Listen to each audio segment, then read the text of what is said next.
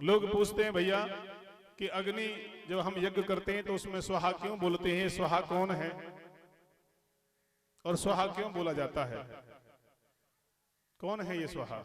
सुनिए, मैं विस्तार से आपको बताता हूं। महाराज ब्रह्मा जी के पुत्र दक्ष प्रजापति, मनुनंदिनी प्रसूति से उनका विवाह हुआ और उनके 16 कन्याएं हुई। कितनी कन्या हुई भैया? 16 कन्या पैदा हुई। भगवान दक्ष ने उनमें से 13 कन्या धर्म के साथ ब्याही। 13 कन्या धर्म के साथ ब्याही गई और एक, पहले 13 कन्याओं के मैं नाम आपको बताता हूं। श्रद्धा, मैत्री, दया। श्रद्धा, मैत्री और दया, शांति, दृष्टि, पुष्टि, क्रिया और उन्नति, बुद्धि, मेघा, तितिक्षा, ह्री और मूर्ति, ये धर्म की पत्नियां हैं। ये 13 कन्या किसकी पत्नी है? धर्म की। और 14वीं कन्या का नाम था स्वाहा। क्या नाम था? स्वाहा। और वो किसको ब्याही गई? अग्निदेव भगवान को। तुम मुखम सर्वदेवा नाम, आपके मुख में सभी देवता विराजमान हैं। अग्नि को बोलते हैं जब यज्ञ करते हैं, हवन करते हैं, तो अग्नि के 7 जीव, सप्ताचर्म होते हैं, 7 जीव वाले। और जब हम यज्ञ में आहुति यानी कि हवन में आहुति डालते हैं तो स्वाहा बोलते हैं, और जब स्वाहा बोलते हैं तो अग्नि का मुंह खुल जाता है, क्योंकि अग्नि की पत्नी का नाम है स्वाहा। और 15वीं कन्या का नाम सुधा, जो समस्त पितृगणों के लिए गई। और 16वीं कन्या का नाम महारानी सती, जो भगवान शंकर के साथ ब्याही गई। श्रद्धा ने शुभ को जन्म दिया, जो धर्म की पत्नी है श्रद्धा थी, उसने शुभ को जन्म दिया। मैत्री ने प्रसाद और दया ने अभय, शांति ने सुख, दृष्टि ने मोद और पुष्टि ने अहंकार को जन्म दिया।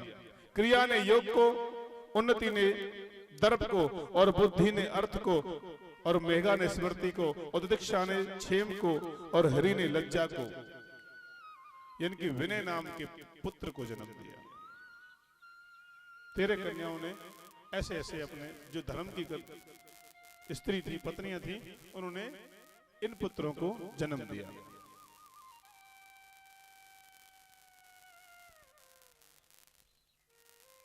दक्षिणा कहते हैं आपसे, दक्षिणा कौन है? दक्षिणा कौन है भैया? ब्राह्मण कहते ना, लाओ भैया दक्षिणा दो।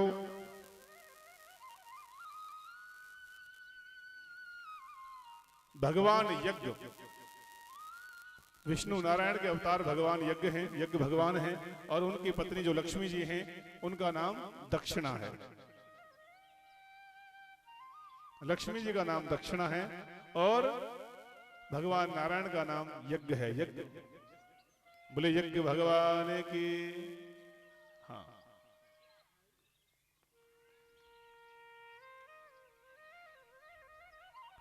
बोले नारायण भगवान की जय। जय श्री राधे। प्रियवत और तानपाद के 2 पुत्र, ये प्रसंग मैं आपको सुना देता हूं।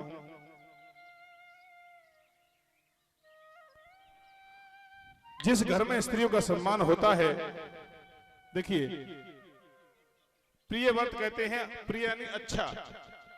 व्रत माने, व्रत कैसे कहते हैं? व्रत कहते हैं प्रतिज्ञा को, जिसे आप उपवास कहते हो ना।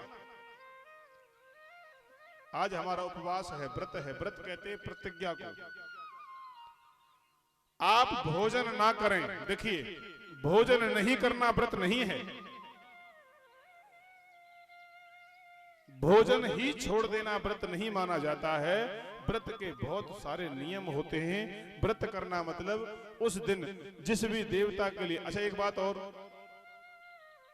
जब तक आपको व्रत बताया ना जाए तब तक वो व्रत नहीं करना चाहिए। जैसे मैया ने देखो, अच्छा बीवी आज तू कहां जा रही है? आज बृहस्पति अकेला नहाने जा रही है। अच्छा बृहस्पति बरती रहने तो लक्ष्मी आती होगी तो हम भी रहने लगेंगे, हमारे भी आ जाएंगे। ऐसा नहीं करना चाहिए।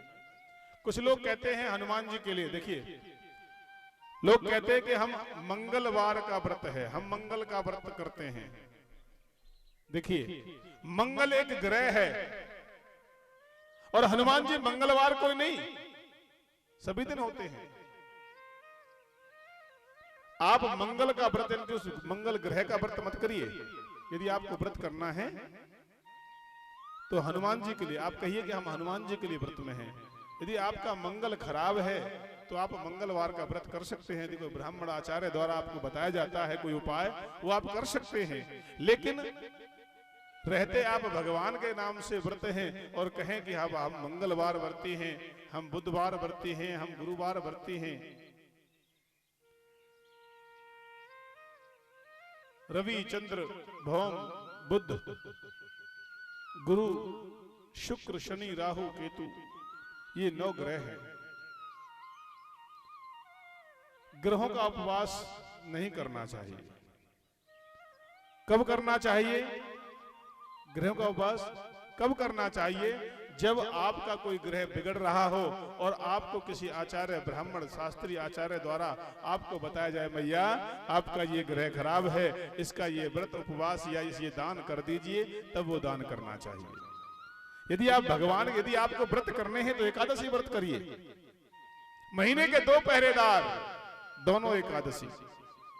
महीने के 2 पहरेदार। कितने पहरेदार भैया? 2, दोनों एकादशी।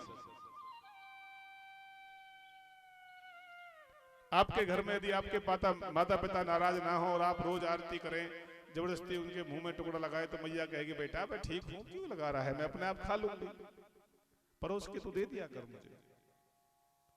तो जब ग्रह आपका बिगड़ा हुआ नहीं है तो उसका व्रत करने का भी कोई मतलब नहीं है। बोले वृंदावन बिहारी लाल की।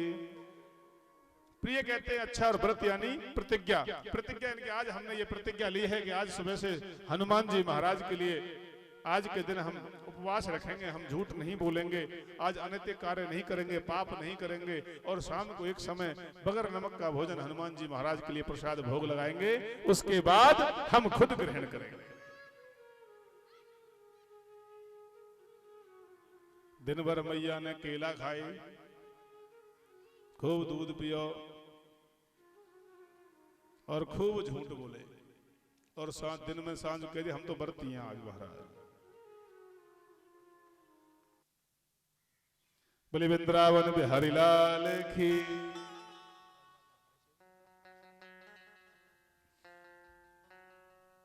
अपने जीवन में सुंदर प्रतिज्ञा ही प्रिय व्रत है, यानी कि जो अपने जीवन में सुंदर प्रतिज्ञा कर लेते हैं उन्हीं का नाम प्रिय व्रत है। उत्तान पाद का मतलब है अपने कर्म के द्वारा जिनके पैर समाज में ऊंचा हो, जिनकी प्रतिष्ठा ऊंची हो, पूछ हो।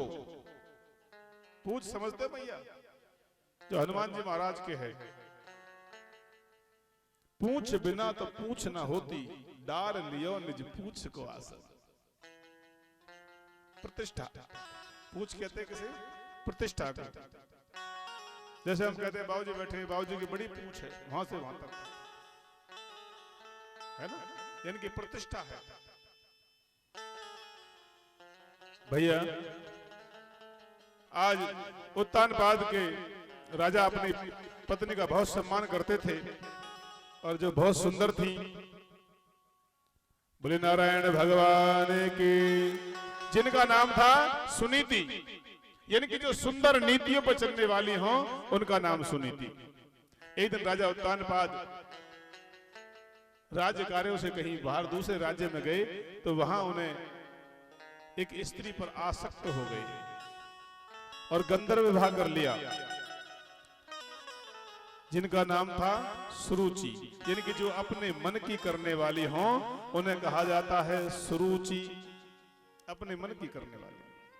और सुरुचि जैसे अपने घर आई, राजा उत्तानपाद के साथ राजा के साथ आई तो आकर के पूछा ये कौन है? तो उत्तानपाद बोले देवी ये मेरी बड़ी पत्नी है, इसका नाम सुनीति है। महाराज यदि ये इस राज्य में रहेगी, इस घर में रहेगी तो मैं आपके साथ नहीं रहूंगी। छोटे से आज सुनीति पर्णकुटी में राज्य से बाहर चली जाती है और वहां एक सुंदर बच्चे को जन्म देती है जिनका नाम ध्रुव रखा जाता है। क्या नाम रखा गया? ध्रुव। समय का अभाव है, ब्राह्मण करे महाराज जल्दी करो। ध्रुव पैदा हुए, सुरुचि के पुत्र पैदा हुआ, उसका नाम था उत्तम, और सुनीति के जो पैदा हुआ उसका नाम था ध्रुव। एक दिन ध्रुव अपने पिता के गोद में बैठने की जिद करने लगा, तो उन्होंने कहा भैया, उसकी माता ने, छोटी माता ने उसको उतार दिया। ध्रुव रोता हुआ अपनी माँ के पास पहुंच जाता है, मैया मैं क्या करूं? तो सुनीति बोली, बेटा सबसे बड़ी गोद भगवान की होती है। आज छोटा सा 5 वर्षीय ध्रुव भजन करने के लिए चला जाता है, लेकिन जब तक गुरु ना हो, जब तक भगवान की प्राप्ति नहीं होती है। गुरु बिन भव निधि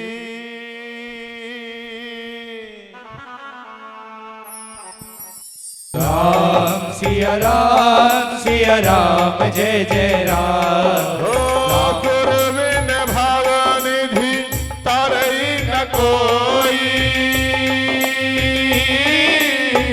जो वृक्ष शंकर सम होई। राम सिया राम जय जय राम। राम सिया राम जय जय राम। भैया बोले रामचंद्र भगवान की। जब तक चाहे भगवान शंकर के समान हो, तब तक गुरु ना हो, जब तक उनको नारायण की प्राप्ति नहीं हो सकती।